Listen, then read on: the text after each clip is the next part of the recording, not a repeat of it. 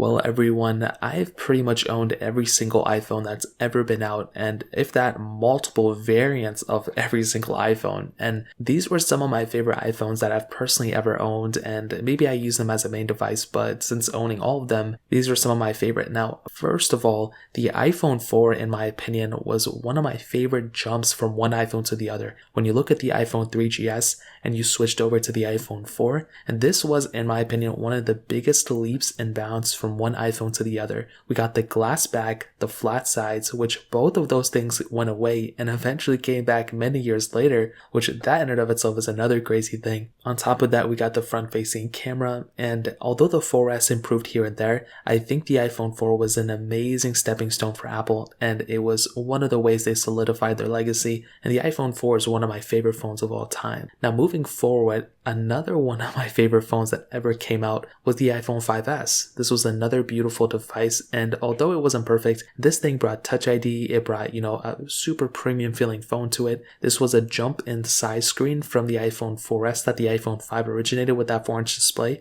but I liked it, I thought it looked really good, and even in this day and age, it's still supported for a very long time. It's still got iOS 12, and this is by far one of my favorite iPhones because when it first came out, it was great, but since then, it's gotten so many versions of software that it's just made it just a legend in that case. So the 5S is another one of those phones for sure. Now, one of the first iPhones that I ever owned personally was the iPhone 6S Plus. Although I used the iPhone 6 Plus before, I liked it, but the 6S Plus was definitely a pretty big jump when it came down to the whole entire iPhone lifecycle. Now with the 6S Plus, this was the first iPhone to bring 2 gigs of RAM. That was a pretty big improvement. It was a massive phone at the time. It brought a smaller battery than the 6 Plus, but to be honest, I loved this phone and I loved everything that, came with it. Force Touch was awesome, and although, it's kind of on its last leg, I love this iPhone and I still think it's very, very good for sure. Now the next iPhone that I think is probably one of the best iPhones you can still buy in this day and age is the iPhone 10. This iPhone is pretty much still a perfect device for everyone, although it's not perfect in every single,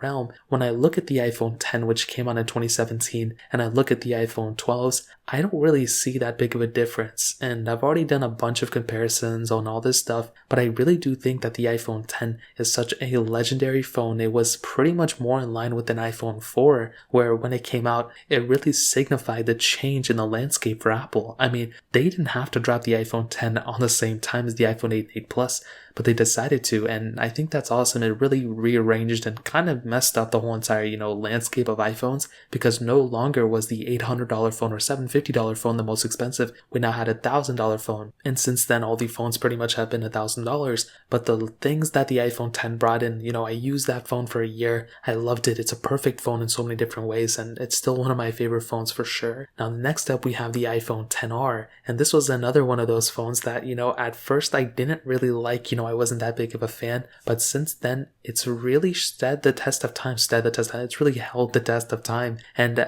like I said, although it's not perfect, I think it's a really, really good phone overall, and Apple still sells it for a reason. And I think it's, if you're trying to get a phone in this day and age, this is a perfect phone for you. Although it doesn't have all the bells and whistles of all the other phones, this thing has a lot going for it, and I do think in this day and age, like I mentioned, it's a really good phone. If you're in the market, you cannot go wrong with this phone. Now finally, it's kind of a tie between these two phones, but the iPhone 11 and the iPhone 11 Pro, these are some of my favorite phones of all time. The 11 I actually used a lot on my second channel. It's probably the iPhone that I used the second most when I was using the iPhone 11 Pro as my main device, and both these phones are really good. Obviously, I would recommend an iPhone 11 Pro or more than the iPhone 11, but you cannot go wrong with either one of these phones still. The iPhone 11 is a very good phone, has a lot of capability, and the iPhone 11 Pro is a very good phone as well. I mean, like I mentioned, both of these phones are barely even a year old. It has a lot of capability, still going to be supported for a very long amount of time, and you cannot go wrong with this specific phone. So for sure, I would highly recommend to pick up the iPhone 11 Pro and the iPhone 11 without a doubt. So that essentially covers it. These are some of my favorite iPhones in this day and age. If you guys have any other questions or anything, let me know in the comment section below. Hit the like button, that would mean so much, but definitely hit that subscribe button. More importantly than everything else, I love every single one of you guys. Hopefully I'll catch you guys in the next video. Peace out till then.